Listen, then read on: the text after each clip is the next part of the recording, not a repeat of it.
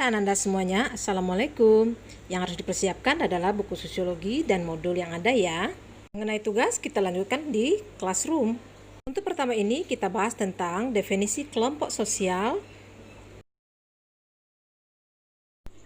Kelompok sosial terdiri dari dua suku kata. Pertama, apa itu kelompok? Yaitu sekumpulan orang, sekumpulan individu, dan lebih dari dua orang. Apa itu sosial?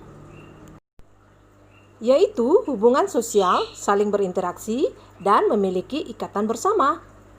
Berikut adalah definisi kelompok sosial menurut dua ahli sosial.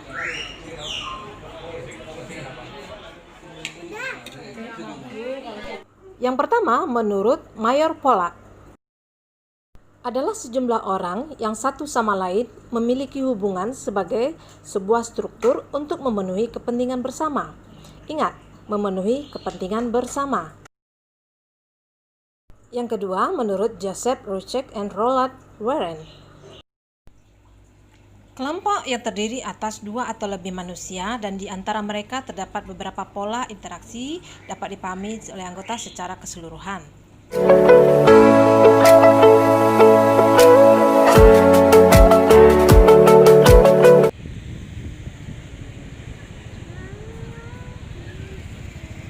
Tiga syarat kelompok sosial menurut Robert Camerton.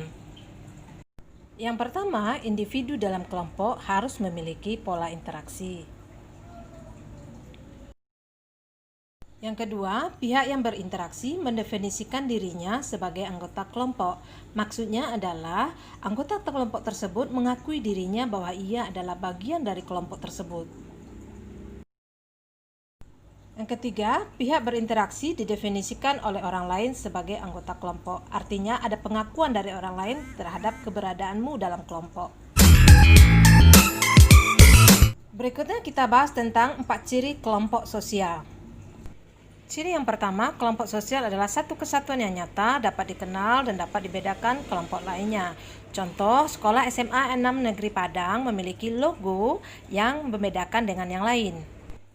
Yang kedua, tiap anggota kelompok sosial memiliki kepentingan yang sama dan mempertahankan nilai-nilai hidup yang sama. Artinya, setiap kelompok memiliki keinginan untuk meneruskan nilai-nilai sejak nenek moyang kita dulu. Contohnya di sekolah kita adanya visi misi di sekolah. Berikutnya adalah tiap kelompok memiliki struktur dan individu yang terkait satu dengan lainnya berdasarkan status dan peran. Apa itu status dan peran? Status adalah kedudukan seseorang dalam sebuah kelompok tersebut, sedangkan peran adalah harapan yang diinginkan dari status tersebut. Misalnya, status siswa dan status guru. Dua hal tersebut memiliki peran yang berbeda-beda. Ciri yang terakhir adalah tiap anggota kelompok sosial memiliki norma kelakuan yang mengatur peran-peran setiap anggotanya. Apa yang dimaksud dengan norma? Norma adalah tata kelakuan yang bersifat real dan memiliki sanksi. Nah, itu harus dipatuhi oleh setiap anggota dari kelompok.